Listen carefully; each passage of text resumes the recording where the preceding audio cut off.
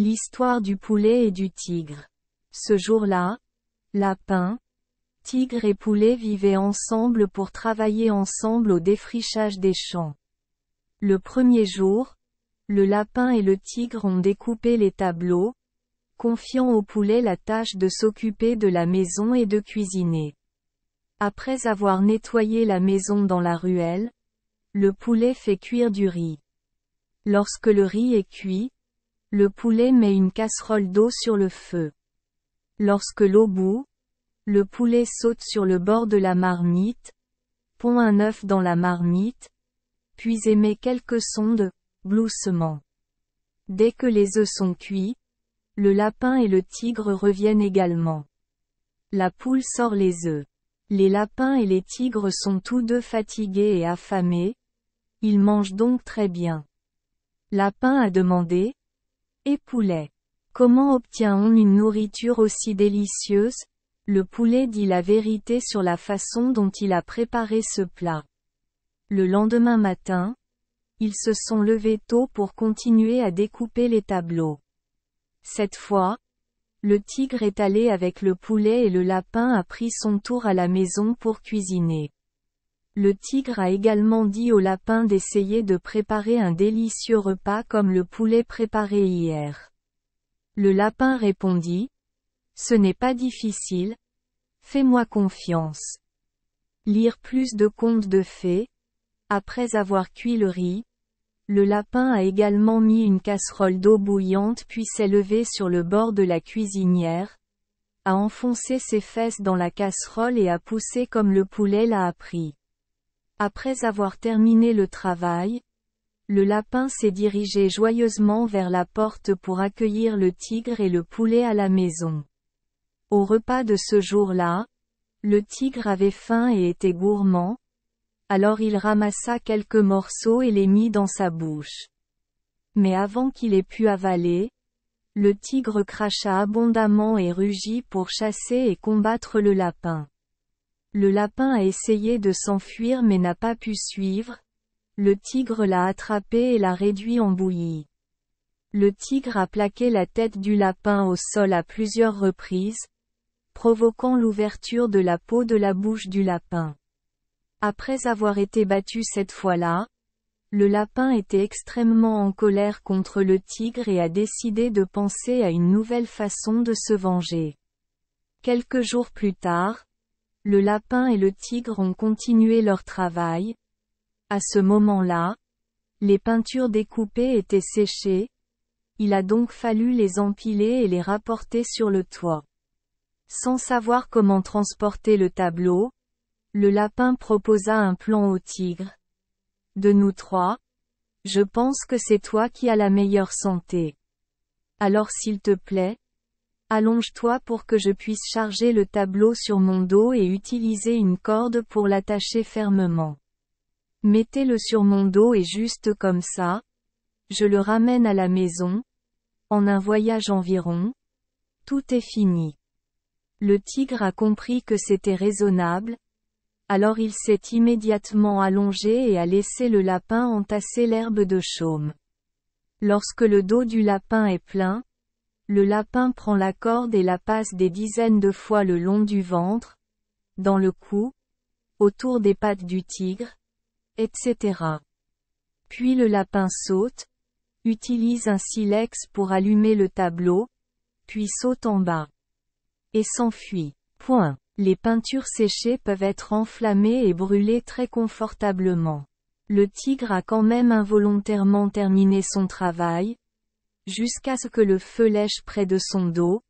Il faisait si chaud qu'il a paniqué, a rugi et s'est retourné. Mais le feu était toujours fermement attaché au dos du tigre car les cordes étaient trop nombreuses et trop tendues. Plus le tigre courait, plus le feu semblait attisé et s'embrasait. Lorsque le tigre a réussi à secouer le feu de son dos, sa peau a été brûlée et sa fourrure était roussie et inégale. Le tigre était tellement en colère qu'il partit à la recherche du lapin, mais celui-ci avait disparu.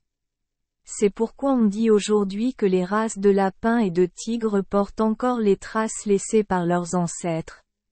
Une espèce à la lèvre supérieure fendue. Une espèce de fourrure présente encore des marques de brûlure. Horreur. Une autre histoire à caractère allégorique. Parlant de l'origine de la peau du tigre et de la mâchoire supérieure du buffle. Lire un bon conte de fées. Un jour, le tigre a vu le buffle se faire gronder et battre par le laboureur, mais il a quand même baissé la tête en signe de soumission. Alors il a attendu le buffle pour se reposer, s'est approché et a demandé: « Pourquoi es-tu humilié comme ça ?» Le buffle répondit: « Parce que les gens sont sages. » Un autre jour, un lion-tigre vint lui demander sa sagesse. L'homme répondit: « Ma sagesse est chez moi. Si tu la veux, je reviendrai la chercher pour toi. Mais tu dois d'abord me laisser l'attacher à un arbre, sinon tu mangeras mon buffle. » Tigre prêt à s'attacher. Après avoir attaché la paille, celui qui portait la paille la brûla à nouveau en disant en brûlant: « Voici ma sagesse. » Le tigre a eu du mal à s'échapper, mais le feu avait brûlé sa fourrure. Le buffle a vu cela et a ri si fort que sa mâchoire supérieure a heurté un rocher et a cassé une rangée de dents. C'est pourquoi aujourd'hui la race de cette espèce porte encore les traces de ses ancêtres. 1. Concernant l'origine de la peau de tigre, les Thaïlandais ont une histoire. Dans le passé, Dieu a accordé aux humains des privilèges spéciaux, pouvoir parler et avoir le droit de manger tous les animaux. Voyant cela, le tigre et le serpent refusèrent et encerclèrent la personne qui était sur le point de se battre. Il a construit une cabane dans laquelle les serpents et les tigres pouvaient ramper, puis l'a recouverte et y a allumé le feu. Le tigre et le serpent furent surpris. L'un entra en collision avec un bâton de bois noirci et sa peau fut rayée. L'autre rampa sur un tas de charbon et sa peau fut tachetée de points noirs. 2. Les Noongs racontent l'origine de la peau du tigre comme suit. Le tigre a été trompé par un lapin pour lui arracher la peau. C'était si douloureux que le tigre s'est enfui. Rencontrant un fabricant d'encens, le tigre lui demanda de l'aide. Cette personne a ramassé une poignée de sciure de bois et l'a fourrée dans les plaies et a dit au forgeron de sécher les plaies. De façon inattendue, les braises se sont envolées et ont attrapé la sciure de bois, couvant sans le savoir. Quand il fait chaud, les tigres courent partout. Une perdrix a eu pitié de Mac, tac ta ta ta, qui signifie sauter dans la rivière. En entendant ces paroles, le tigre sauta dans la rivière pour échapper à la mort. Mais à partir de ce moment-là, la peau du tigre présentait des traces de brûlure. Dès lors, le tigre et la perdrix deviennent des amis proches. Partout où il y a des perdrix, il y a souvent des tigres. 3. L'histoire du peuple birman, Myanmar, présente des détails légèrement différents. Le lapin et le tigre se sont invités à couper de la paille de riz. Le tigre apporta un sac contenant du riz et de la viande, et le lapin un sac de bouse de vache et de sable. Pendant qu'ils travaillaient, le lapin voulait d'abord manger, mais le tigre attendait d'avoir fini avant de manger. Le lapin dit: « Le sage a dit. Viens d'abord, mange du riz et de la viande, viens plus tard, ne mange que du sable et des excréments. » Puis il finit de manger le sac de riz du tigre, puis trouva un arbre pour dormir. Quand le tigre eut fini, il chercha le sac et ne vit que du sable et des excréments, alors il gronda le lapin. Le lapin répéta les paroles du sage.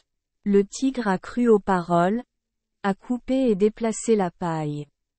Le lapin fit semblant d'avoir de la fièvre et le tigre le laissa s'asseoir sur un fagot de paille qu'on avait chargé sur son dos. Après avoir parcouru une courte distance, le lapin a allumé un feu.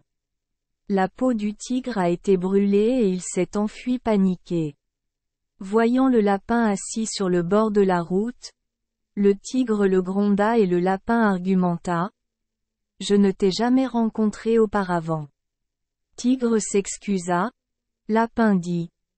Je ne t'en veux pas car nous sommes exactement pareils, mais ton dos a beaucoup de brûlures, il vaut mieux se frotter contre un arbre.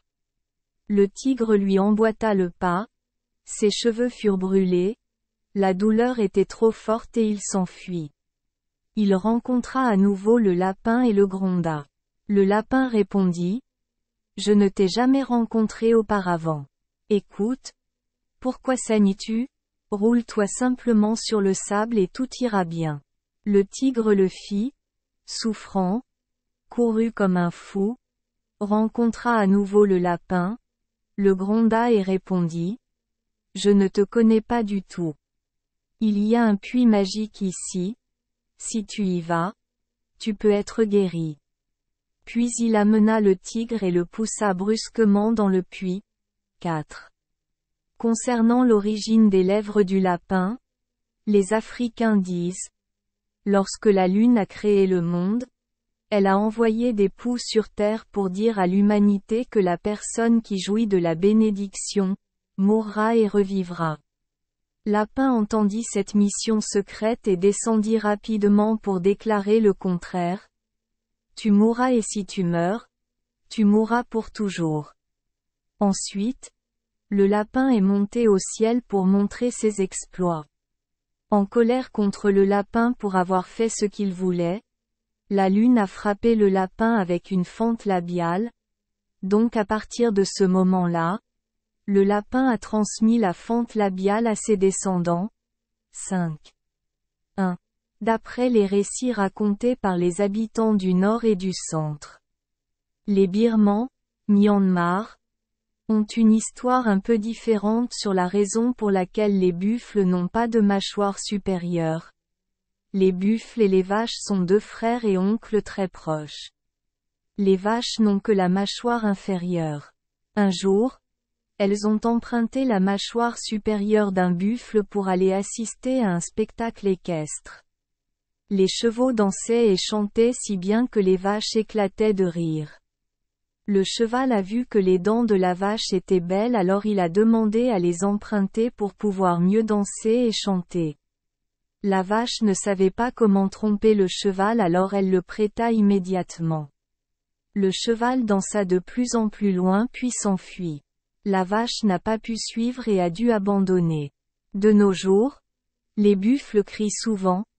Mes dents. Les vaches crient. Tu as raison. Et les chevaux crient. Salut Ii. Conte. Populaire birman. Traduit par Minh Tri, Van Minh et Hoangai. À ce sujet, les sudistes disent ce qui suit. Dans le passé, les buffles avaient 2 séries de dents alors que les chevaux n'en avaient qu'une. Un jour, le buffle fut invité à célébrer l'anniversaire de sa mort. À mon retour, j'ai rencontré le cheval. Le cheval a dit au buffle de prêter ses dents supérieures pour que ce soit à son tour de célébrer l'anniversaire de la mort et de les lui rendre plus tard. Le buffle ne s'attendait à rien et l'a immédiatement prêté, mais comme dans l'histoire ci-dessus, le cheval avait de mauvaises intentions et a gardé les dents du buffle mais ne les a pas rendues. Un jour, alors qu'il rencontrait un cheval et qu'un buffle le réclamait, le cheval lui dit. Faisons la course, tu es meilleur que moi, je te le donne tout de suite. Après avoir dit cela, le cheval s'est enfui, le buffle n'a pas pu suivre et à partir de là, il a dû perdre ses dents supérieures, d'après les récits des gens de Maito et Langde. Land. Ouvrage cité. 2. Selon les Thaïlandais. 3. Selon les Noongs de Seao Bang. 4. D'après les contes populaires birmans. Ibidem. 5. Selon Révisé. Révise. Religion des peuples arriérés. Tome I. Merci les enfants d'Esperluette Croisillon 39. Avoir écouté des contes de fées au jour Esperluette Croisillon 39. 8. Espérons que les histoires apporteront aux enfants des moments heureux et significatifs. Si vous aimez notre chaîne, veuillez appuyer sur le bouton S Esperluette Croisillon 39. Abonner, pour ne manquer aucune histoire intéressante. Je vous souhaite une bonne nuit de sommeil et de beaux rêves. Rendez-vous dans la prochaine histoire.